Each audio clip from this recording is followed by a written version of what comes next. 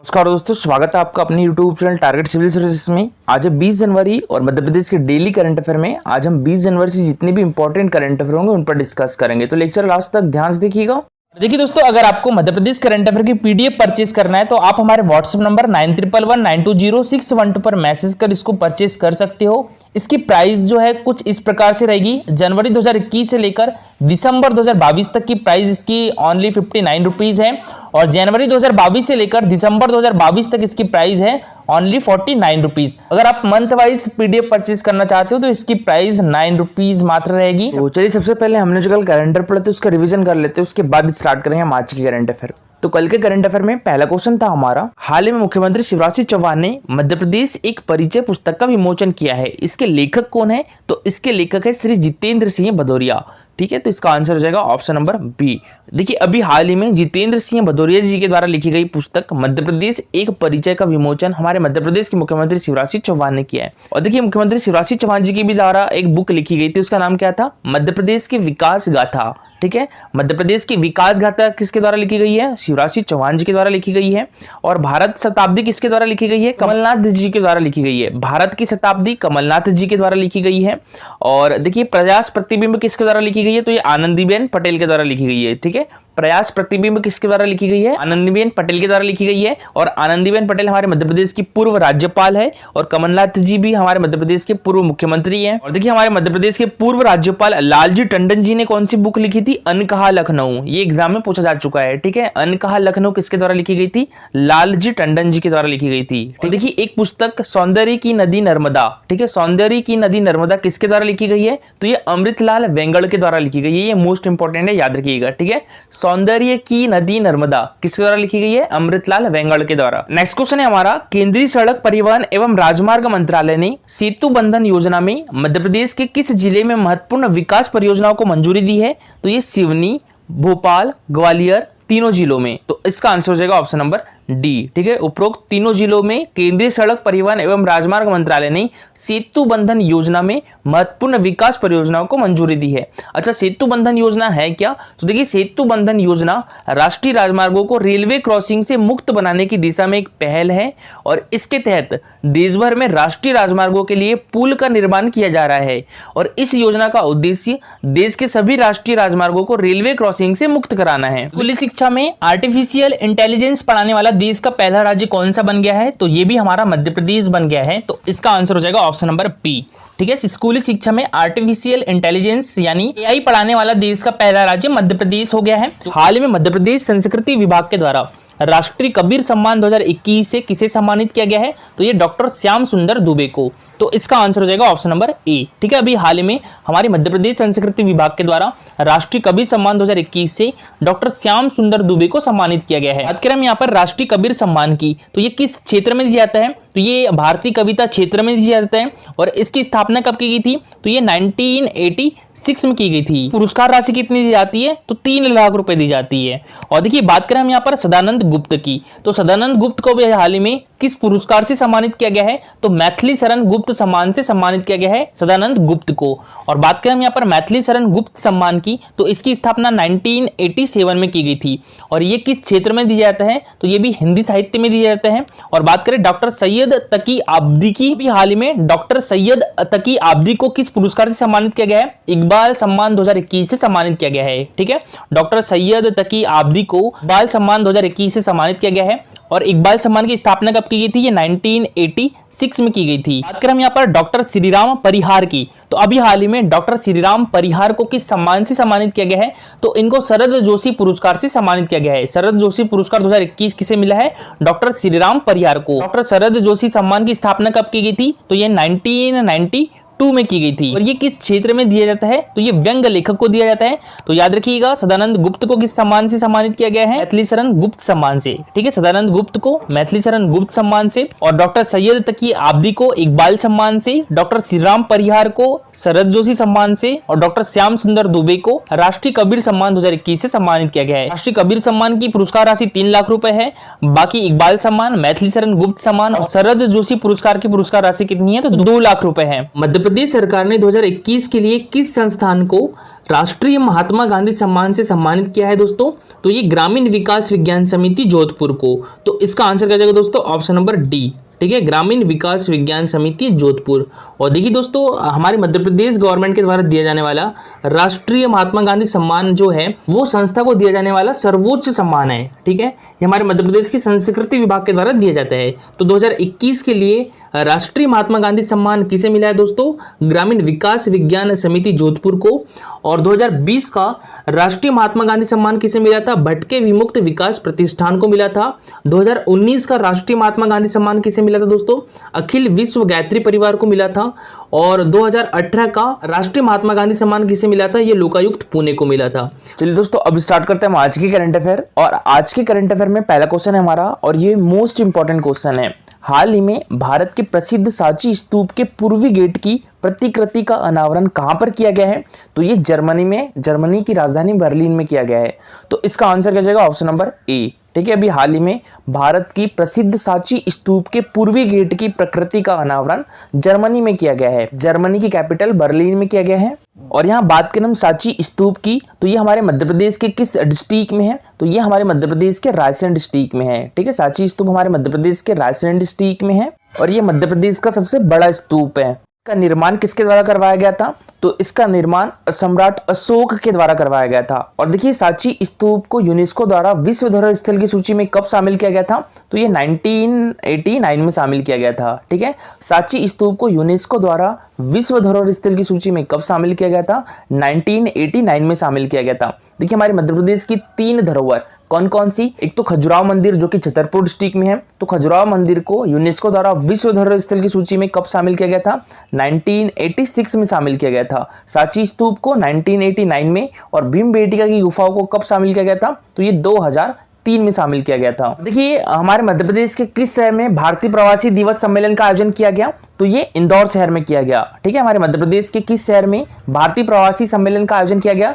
इंदौर शहर में। कब से कब तक? तो ये 8 जनवरी से लेकर 10 जनवरी तक ही किया गया था। और इसका शुभारंभ किसके द्वारा किया गया था? तो ये 9 जनवरी को हमारे देश के प्राइम मिनिस्टर नरेंद्र मोदी ने किया था। और इसका समापन 10 जनवरी को हमारे देश की राष्ट्रपति द्रौपदी मुर्मू ने किया था। तो भारतीय प्रवासी सम्मेलन में मुख्य अतिथि कौन थे? तो मुख्य अतिथि गुयाना के राष्ट्रपति डॉक्टर मोहम्मद इरफान अली थे। ठीक है, डॉक्टर मोहम्मद इरफान अली प्रवासी भारतीय सम्मेलन के मुख्य अतिथि थे। और ये किस देश के राष्ट्रपति है? तो ये गुयाना के राष्ट्रपति है। बात करें नामीबिया की, तो नामीबिया से देखिए हमारे मध्य प्रदेश के कुनो पालमपुर राष्ट्रीय उद्यान में 8 चीते लाए गए हैं। तो 8 चीते हमारे मध्य प्रदेश में कहां से लाए गए हैं? किस देश से लाए गए हैं? ये नामीबिया से लाए गए हैं। कब लाए गए थे? तो ये 17 सितंबर को लाए गए थे। ठीक है, और इनका शुभारंभ किसके द्वारा किया गया था? तो ये प्राइम मिनिस्टर नरेंद्र मोदी ने किया था। और इसको आप याद कैसे रखोगे? 17 सितंबर को प्राइम मिनिस्टर नरेंद्र मोदी जी का जन्मदिवस मनाया जाता है। तो उसी दिन लाए गए थे चीते। ठीक है, कब? और देखिए, साउथ अफ्रीका से अभी हाल ही में हमारे मध्य प्रदेश के कुनो पालमपुर राष्ट्रीय उद्यान में ही 12 चीते लाए जाएंगे। ठीक है, लाए जाएंगे ये फ्यूचर में। और कुनो पालमपुर राष्ट्रीय उद्यान हमारे मध्य प्रदेश के किस डिस्ट्रिक्ट में है? तो श्योपुर डिस्ट्रिक्ट में है। कुनो पालमपुर राष्ट्रीय उद्यान हमारे मध्य प्रदेश के श्योपुर डिस्ट्रिक्ट में है। और देखिए, इसे राष्ट्रीय उद्यान का दर्जा कब प्राप्त हुआ था? तो 2018 में प्राप्त हुआ था। ये भी याद रखिएगा, इंपॉर्टेंट है। और देखिए, यहाँ पर सांची स्तूप से एक चीज और याद रखिएगा, हाल ही में सांची को मध्य प्रदेश की ग्रीन सिटी और सोलर सिटी बनाने का प्रस्ताव भी किया गया है। और सांची का प्राचीन नाम क्या था? तो काकनाव था। ये कई बार एग्जाम में पूछा जा चुका है, तो याद रखिएगा सांची का प्राचीन नाम। देखिए, सांची रायसेन जिले में स्थित है और यह मध्य प्रदेश का सबसे बड़ा स्तूप है।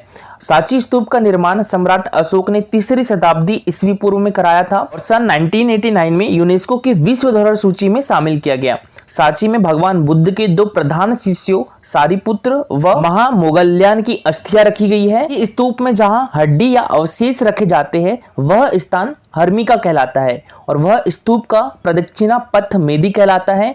और स्तूप चारों ओर तोरण द्वारा बने हैं जिन पर जातक कथाएं चित्रित है। सांची स्तूप का व्यास 36.5 मीटर और ऊंचाई लगभग 21.64 मीटर है। और सांची स्तूप की खोज 1818 में जनरल टेलर ने की थी और सांची पुरातात्विक संग्रहालय की स्थापना जॉन मार्शल ने 1919 में की थी। और देखिए, सांची स्तूप कितने रुपए के नोट पर है? तो ये 200 रुपए के नोट पर है। सांची स्तूप कितने रुपए के नोट पर है? तो ये 200 रुपए के नोट पर है। ये भी एग्जाम में पूछा जाता है। ठीक है, तो याद रखिएगा, सांची स्तूप 200 रुपए के नोट पर है। और 2000 के नोट पर मंगलयान है, ठीक है, ये है मंगलयान। और 500 के नोट पर रेड फोर्ट है, यानी लाल किला है। लाल किला कहाँ पर है? तो ये दिल्ली में है। 100 रुपए के नोट पर रानी की पाव है, और रानी की पाव गुजरात के पाटन में स्थित है। 50 रुपए के नोट पर हम्पी है, और हम्पी हमारे देश के कर्नाटक राज्य में है।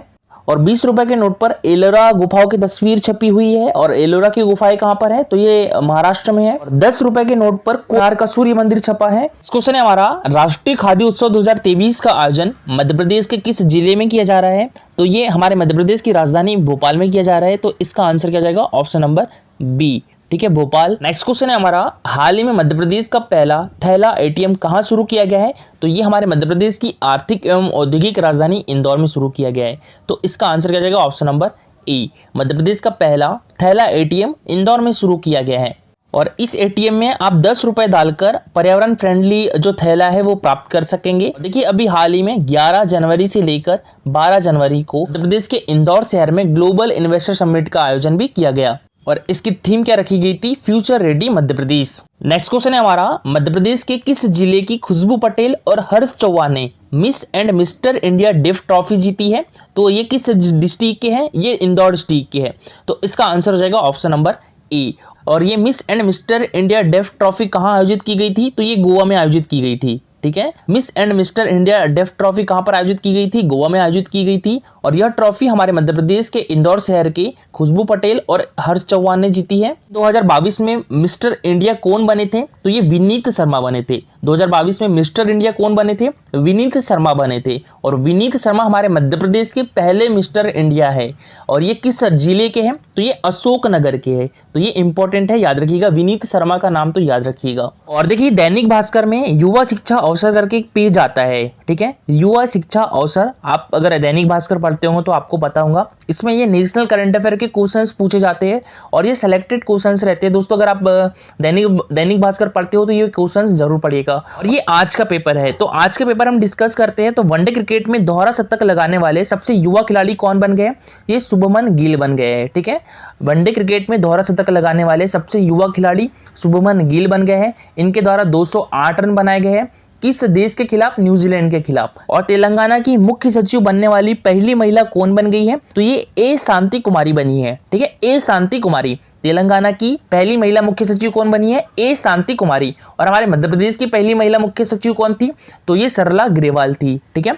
ग्लोबल फायर पावर इंडेक्स 2022 में भारत किस स्थान पर है? चौथे स्थान पर है। भारत चौथे स्थान पर है। पहले स्थान पर कौन है? तो अमेरिका है। दूसरे स्थान पर कौन है? तो रूस है। और तीसरे स्थान पर चाइना है। और भारत का स्थान कौन सा है? तो ये चौथा है। 8वें वंदे भारत एक्सप्रेस किन शहरों के बीच शुरू की गई है? तो ये सिकंदराबाद और विशाखापट्टनम के बीच स्टार्ट की गई है 8वीं वंदे भारत एक्सप्रेस, ठीक है। तो कब स्टार्ट की गई है? 15 जनवरी 2023 को। और पहली वंदे भारत एक्सप्रेस किन दो शहरों के बीच चली थी? तो ये वाराणसी और दिल्ली के बीच चली थी, ठीक है। और देखिए दोस्तों, कल का हमारा क्वेश्चन था, मध्य प्रदेश राज्य निर्वाचन आयोग की स्थापना कब की गई थी? तो ये 1 फरवरी 1994 में की गई थी। तो इसका आंसर हो जाएगा option number B. Madhya Pradesh राज्य निर्वाचन आयोग की स्थापना 1 फरवरी 1994 में की गई थी। और ये क्वेश्चन एमपीपीएससी 2019 में पूछा जा चुका है, ठीक है। मध्य प्रदेश राज्य निर्वाचन आयोग की स्थापना 1 फरवरी 1994 में की गई थी। और देखिए, आज का जो सबसे अच्छा आंसर किया है वो सचिन प्रजापति जी के द्वारा किया गया है। तो सभी लोग दोस्तों आंसर करिएगा कमेंट बॉक्स में, और जो भी अच्छा आंसर करेगा उसका आंसर मैं यहाँ पर डिस्कस करूंगा। तो देखिए, आज का जो सबसे अच्छा आंसर किसके द्वारा किया गया है? सचिन प्रजापति। तो इनके द्वारा बताया गया है कि मध्य प्रदेश राज्य निर्वाचन आयोग की स्थापना कब की गई थी? 1 फरवरी 1994 में की गई थी। और यह एक संवैधानिक निकाय है, हमारे संविधान के भाग 9 में है, ठीक है। भाग 9 के अनुच्छेद 243 के में है। भाग 9 के अनुच्छेद 243 के में है। और ये भी एमपीपीएससी में क्वेश्चन पूछा जा चुका है, ठीक है। तो याद रखिएगा। और इसका मुख्यालय कहां पर है? तो ये हमारे मध्य प्रदेश की राजधानी भोपाल में है। मध्य प्रदेश राज्य निर्वाचन आयोग का मुख्यालय कहां पर है? तो ये हमारे मध्य प्रदेश की राजधानी भोपाल में है। और ये एक सदस्यीय है, ये याद रखिएगा। ये कितने सदस्यीय है? एक सदस्यीय है। इसके अभी अध्यक्ष कौन है? तो ये बसंत प्रताप सिंह है, याद रखिएगा। मध्य प्रदेश राज्य निर्वाचन आयोग के अध्यक्ष कौन है? अभी बसंत प्रताप सिंह है। और देखिए, इनकी नियुक्ति किसके द्वारा की जाती है? इनके अध्यक्षों की, तो ये राज्यपाल के द्वारा की जाती है। ये भी एमपीपीएससी में अभी हाल ही में क्वेश्चन 2021 में पूछा गया था। ठीक है। राज्य निर्वाचन आयोग के अध्यक्ष की नियुक्ति किसके द्वारा की जाती है? तो राज्यपाल के द्वारा की जाती है। और देखिए इनके जो अध्यक्ष हैं इनका कार्यकाल कितने वर्षों का रहता है? तो ये 6 वर्ष या 66 वर्ष, जो भी पहले हो जाए। और ये अपना त्यागपत्र किसे देते हैं? तो ये भी राज्यपाल को ही देंगे। और देखिए सेवा शर्तें का निर्धारण कौन करते हैं? तो वो भी राज्यपाल करते हैं। और देखिए हमारे मध्य प्रदेश के पहले राज्य निर्वाचन आयोग के अध्यक्ष कौन थे? तो ये श्री नंदा वल्लभ लोहानी जी थे, ठीक है, याद रखिएगा। तो देखिए एनवी लोहानी बोलते हैं ना, तो उनका पूरा नाम क्या है? नंदा वल्लभ लोहानी जी थे हमारे मध्य प्रदेश राज्य के प्रथम निर्वाचन आयुक्त। और आज के लिए आपका क्वेश्चन है, ये एमपीपीएससी 2021 में पूछा गया था, ठीक है, एमपीपीएससी 2021 में पूछा गया था। मध्य प्रदेश लोक सेवा आयोग में अधिकतम सदस्यों की संख्या कितनी होती है? 4, 5, 6 या 7? तो इसका आंसर कमेंट बॉक्स में सभी लोग और पूरी डिटेल में दीजिएगा। हमारा Telegram channel target civil services, तो इस पर डेली क्विजेस होते हैं, तो आप भी इसमें पार्टिसिपेट कर सकते हो। टेलीग्राम चैनल की लिंक आपको हमारे वीडियो के डिस्क्रिप्शन बॉक्स में मिल जाएगी। दोस्तों लेक्चर अच्छा लगा हो तो लाइक और शेयर जरूर करिएगा। अगर आप इस चैनल पर नए हो तो सब्सक्राइब भी कर लीजिए। Thank you so much for watching this video.